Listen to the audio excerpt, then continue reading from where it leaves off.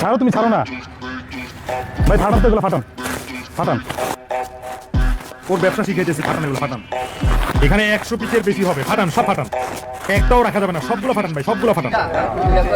আচ্ছা ভাই, আপনারা বলেন তো আমি কি অযৌক্তিক কিছু করছি কিনা বলেন। দেখো কালার দেখছো, এটা কি পরিমাণ ক্ষতি, এবং কাঁচা কালার দেখো কি অবস্থা।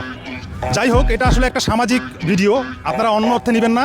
মূলত আমাদের অঞ্চলে এই সব ব্যাপারগুলো দেখা যায়, তারা ফেরি করে বিক্রি করে, সম্পূর্ণ কালার দিয়ে বাচ্চাদের এই খাবারগুলো তৈরি করা হয়। তো আমরা এগুলো নষ্ট করার উদ্দেশ্য একটাই, যে ও গরিব মানুষ, ওকে আমরা ক্ষতিপূরণ দিব, কোনো প্রবলেম নাই। ভবিষ্যতে কেউ এই কালার দিয়ে বাচ্চাদের যে খাবার আইটেম তৈরি না করতে পারে। কয়টা হয়েছে? এখন তুমি বলো যে আসলে এটা আমার ভুল হয়েছে, আমি আর কোনোদিনও এই কালার দিয়ে বাচ্চাদের ফুড আইটেম বা খাবার আমি বানাবো না। বলো, আমার ভুল হয়ে গেছে, আমি আর এই কালার দেওয়া কোনো ফুড আইটেম তৈরি করবো না। কালারটা ব্যবহার করবা না আর কখনোই। সাদা সাদা ব্যবহার করবা, কালার না দিয়ে শুধু সাদা। চললে চলবে, না চললে নাই, অন্য ব্যবসা করবা, কিন্তু মানুষের ক্ষতি করে, বাচ্চাদের ক্ষতি করে এই ব্যবসার দরকার নাই।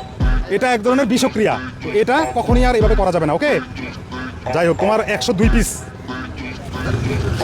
এই ধরো, কত হয়েছে? 100 পিসের দাম হয়েছে। যাই হোক, এটা রাখো। হ্যাঁ, এগুলো তো বিক্রি করবা না, তাই না? এখন তুমি যেহেতু এগুলো বিক্রি করবা না, তুমি কি কাজ জানো? অন্য কোনো বিজনেস জানো কিনা বলো তো? অন্য ধরেন বাদাম জানি, আর জানি কাপড়ের ব্যবসাটা জানি। তো তোমার যদি আমরা কিছু বাদাম কিনে সুন্দর একটা জায়গা আমরা যদি দিই, বাদাম, বুট বা চা, তুমি করতে পারবা? জি, করতে পারবো। ঠিক আছে, করতে পারবা তো? যাই হোক, এই আসলে এই বাচ্চাটা তো বুঝতে পারে না। আমরা সমাজের যারা প্রভাবশালী, যারা বিজনেস করি, তারা কিন্তু এইসব বিজনেসগুলো আমরা এদেরকে দিয়ে করাই। এটা সম্পূর্ণ দায়ভার আমাদের, যারা আমরা বুঝি। তো আমি কথা দিচ্ছি যে ওকে একটা কর্মসংস্থান ব্যবস্থা করে দিব কিছুদিনের মধ্যেই। এই ছোট বাচ্চাটাকে আমরা একটা ব্যবস্থা করে দিব, কথা দিলাম। সর্বোচ্চ শেয়ার চাই।